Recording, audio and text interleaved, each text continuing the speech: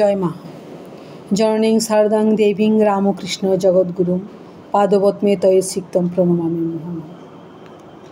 আজ পাঠ করছি মায়ের কথা, ঠাকুর ও ঠাকুরানী। সর্বসাধনার শেষে শ্রী রামকৃষ্ণ এই সময় সর্বদা ভাবমুখে থাকিতেন। দিনরাত্রির অধিকাংশ ঈশ্বরীয় ভাব ও প্রসঙ্গে কাটিয়ে যাইত। উচ্চ অনুভূতির সামান্য একটু ইঙ্গিত, সঙ্গীতের মাত্র একটি কলি তাহার সমাধি স্তরে লইয়া যাইত। সে অবস্থায় যেন তাহার সহজ অবস্থা, জোর করিয়া মনকে বাহ্য জগতে নামাইয়া রাখিতে হইত। সে সময় তাহার আচার ব্যবহার 5 বছরের বালকের মতো।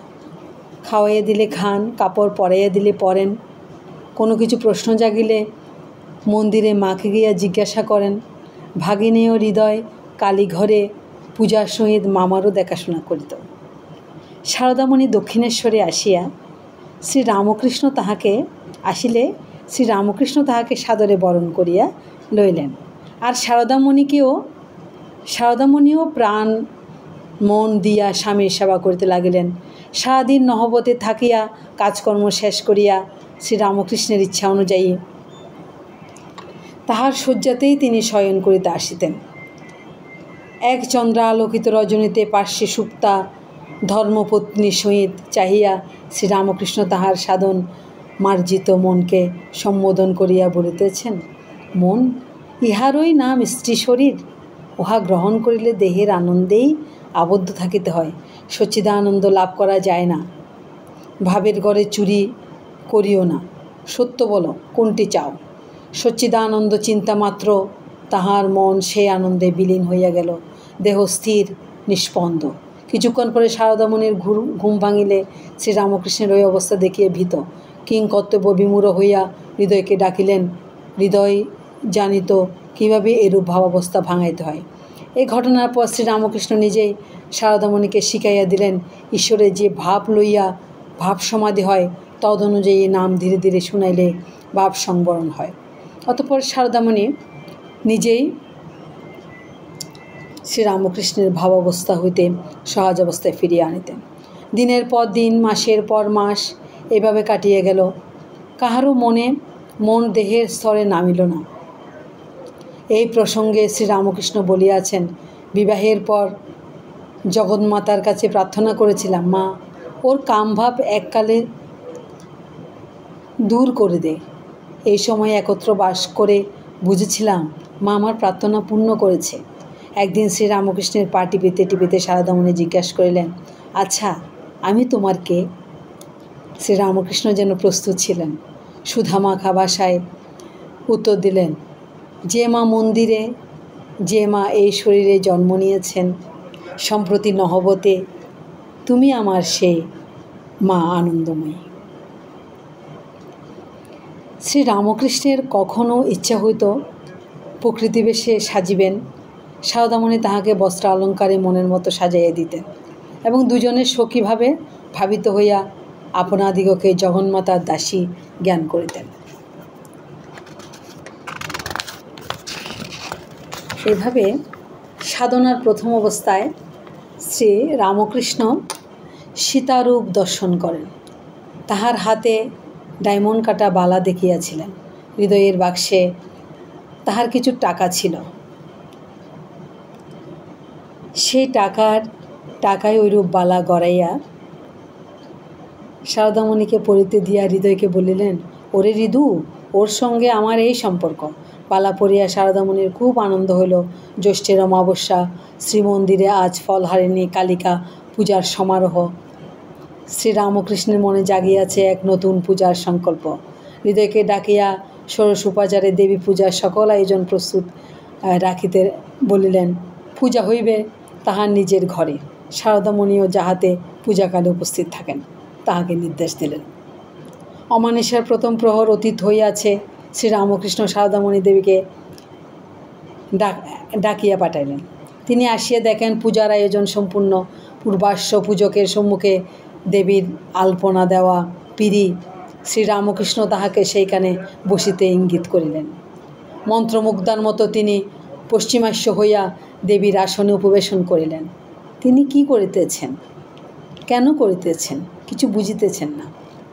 শ্রীরামকৃষ্ণ তাহাকে মন্ত্রপুত বাড়িধারা অভিষিক্ত করিয়া তাহার অন্তর্নিহিত দিব্য শক্তি উদ্ভূত করিবার জন্য প্রার্থনা করিতে লাগিলেন। ওহি সর্বশক্তির অধীশ্বর মাতা, ত্রিপুরা সুন্দরী, সিদ্ধিদ্বার উন্মুক্ত করো, ইহা শরীর মন পবিত্র করিয়া ইহাতে আবির্ভূতা হইয়া সর্বকল্যাণ সাধন করো। সারদা দেবী বাহ্যজ্ঞান শূন্যা হইয়া চিত্রার্পিতাবৎ হইয়া বসিয়া রহিলেন। শ্রীরামকৃষ্ণ সাক্ষাৎ দেবী জ্ঞানে ষোড়শ উপাচারে সেই মাতৃমূর্তির পূজা করিলে ভোগ নিবেদন করিয়া কিয়দংশ দেবীর মুখে দিলেন। সারদা দেবী সমাধিস্থা। শ্রীরামকৃষ্ণ অর্ধাবাহ্যদশায় মন্ত্র উচ্চারণ করিতে করিতে সমাধিমগ্ন। উভয়ে আত্মস্বরূপে একীভূত। কতক্ষণ কাটিয়া গেল। নিশার দ্বিতীয় প্রহর। বহুক্ষণ অতীত। শ্রীরামকৃষ্ণের বাহ্য সংজ্ঞার লক্ষণ প্রকাশ পাইতেছে। অর্ধবাহ্য দশায় তিনি দেবীর চরণে আত্মনিবেদন করিলেন এবং সুদীর্ঘ সাধনার ফলরাশির সহিত জপের মালাও তাহার পাদপদ্মে চিরকালের মতো বিসর্জন করিয়া প্রণাম করিলেন। সর্বমঙ্গল মঙ্গলে শিবে সর্বাত্ম সাধিকে শরণ্যে স্তম্ভকে গৌরী নারায়ণী নমস্তুতে। মূর্তিমতী বিদ্যারূপিণী মানবীর দেহাবলম্বনে দেবী উপাসনালয়। শ্রীরামকৃষ্ণের সকল সাধনা শেষ, আর সারদা দেবীর শুদ্ধ দেহ এবং মনের আধারে যুগধর্ম পালনী মহাশক্তি শ্রী শ্রী মায়ের জীবন আরম্ভ। শ্রী শ্রী মায়ের বাহ্যজ্ঞান ফিরিয়া আসিলে তিনি মনে মনে শ্রীরামকৃষ্ণকে প্রণাম করিয়া বাহিরে আসিলেন। আজ তাহার মনের কি ভাব, কি অনুভূতি, কে তাহা নির্ণয় করিবে? এই মহাপূজার পরও 5-6 মাস শ্রী শ্রী মা সারাদিন নহবতে থাকিয়া কাজকর্ম সমাপান্তে রাত্রে শ্রীরামকৃষ্ণের শয্যাপাশে শয়ন করিতে আসিতেন। শ্রীরামকৃষ্ণ তাহার কাছে আধ্যাত্মিক রাজ্যের সাধন ভজনের কত কথা বলিতেন। শ্রী শ্রী মাও তাহার তন্মনস্ক হইয়া শুনিতেন।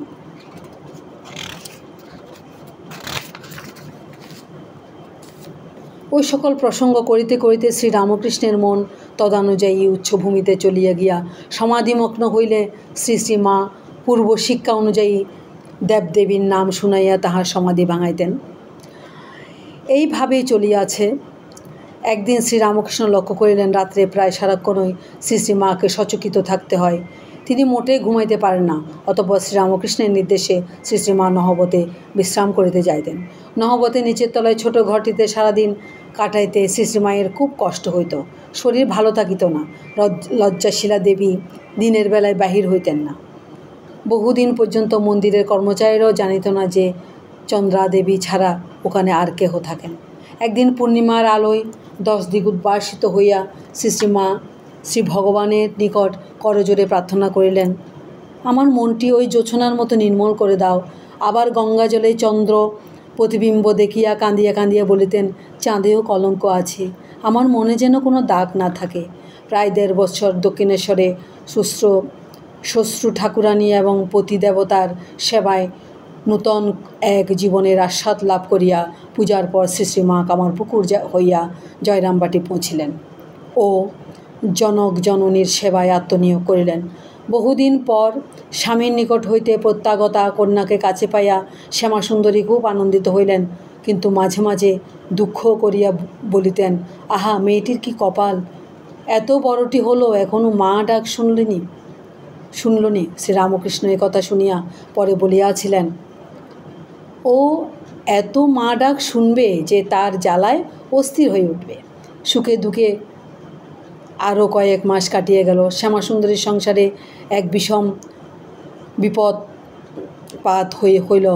দরিদ্র পরিবারটিকে অকুল সাগরে ভাসাইয়া রামচন্দ্র পরলোক গমন করিলেন। মাতা এবং কন্যা একযোগে কত কাঁদিলেন, কিন্তু নিষ্ঠুর সংসারে শোক করিবার অবসর নাই। এতগুলি ছেলে মেয়ে, কে ইহাদের দেখিবে, কে তাদের মুখে অন্ন যোগাইবে? দারিদ্র তাহার করাল মূর্তিতে শান্তির কুটিরখানি ছাইয়া ফেলিল। শ্রী শ্যামাসুন্দরী শরীর বেশ সবল ছিল। তিনি সংসারের সকল দায়িত্ব মাথা পাতিয়া লইলেন। শ্রী শ্রী মাও এই চরম বিপদের দিনে শান্ত সাহসে তাহার পাশে দাঁড়াইয়া জননীর পরিশ্রম যথাসম্ভব লাঘব করিবার চেষ্টা করিতেন। জমি জমা হইতে যে সামান্য আয় হইত, দেখাশোনার অভাবে তাহাও হ্রাস পাইতে লাগিল। ছেলেগুলো ছোট, তাহাদের কিছু করিবার বয়স হয় নাই। উপায়ান্তর না দেখিয়া শ্যামাসুন্দরী প্রতিবেশীদের ধান বানার কাজ লইলেন। শ্রী শ্রী মাও তাহাকে সাহায্য করিতেন। তদুপরি ভাই বোনগুলো দেখাশোনা করিয়া এবং সরলা বিপন্না জননীকে সময়োপযোগী পরামর্শ দিয়া তিনি এই বিপদ কাটাইয়া উঠিতে তাহাকে যথেষ্ট সহায়তা করেছিলেন। এই ছিল মায়ের কথা। ঠাকুর এবং ঠাকুরানী কীভাবে ফলহারিণী অমাবস্যায় ঠাকুর শ্রী শ্রী মাকে মাতৃরূপে পূজা করেছিলেন তা বলার চেষ্টা করলাম। আজ এ পর্যন্তই। ওম শ্রী শ্রী রামকৃষ্ণ প্রণমস্তু। জয় মা।